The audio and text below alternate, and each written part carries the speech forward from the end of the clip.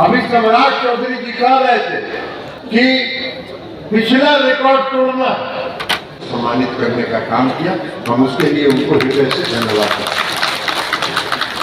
लेकिन साथियों, आज समय, अब 1 साल के बाद हमको विधानसभा का चुनाव लगा और विधानसभा के चुनाव में फिर से राष्ट्रीय जनतांत्रिक गठबंधन का झंडा बिहार में गाड़ना है, जिसको पाने के लिए बहुत लोग जीव लपलपा रहे हैं। तो उसकी तैयारी में हम लोग, अब ये अभिनंदन का समय नहीं है, अब ये काम करने का समय।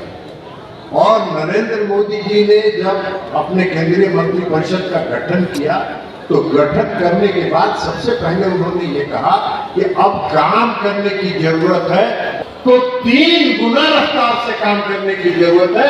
ये आदरणीय प्रधानमंत्री नरेंद्र मोदी जी का संदेश है। तो इसलिए हम लोगों को काम करने की जरूरत है। बिहार में आपको जो अभी लोकसभा का चुनाव हुआ, 40 में 30 सीट हम लोग जीते और 176 विधानसभा में हम लोग आगे हैं। इस बात को ध्यान में रखिए। अभी सम्राट चौधरी जी कह रहे थे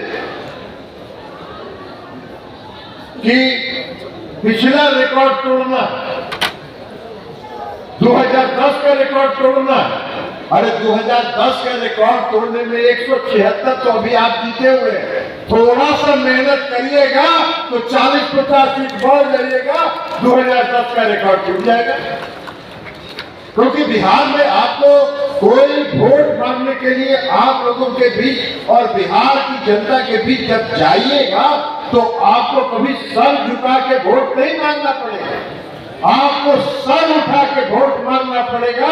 इसलिए कि बिहार में माननीय मुख्यमंत्री श्री नीतीश कुमार जी के नेतृत्व में लगातार जो एनडीए गठबंधन की सरकार चल रही है, उसने जो काम किया है और देश के प्रधानमंत्री आदरणीय नरेंद्र मोदी जी ने जो देश के विकास के लिए काम किया है, उसके लिए आपको सीना चौड़ा होकर और सर उठा के वोट मांगने की जरूरत है। और कोई आपको जो वोट नहीं भी देगा, जो वोट हमको नहीं भी देगा, वह भी आपकी आलोचना नहीं करेगा, इतना तो निश्चित जाना। होता है कई जगह चुनाव में होता है, कई कोई पार्टी के समर्थक हैं, वो वोट नहीं भी देंगे लेकिन आपके खिलाफ बोलने का उनके पास कोई शब्द नहीं है।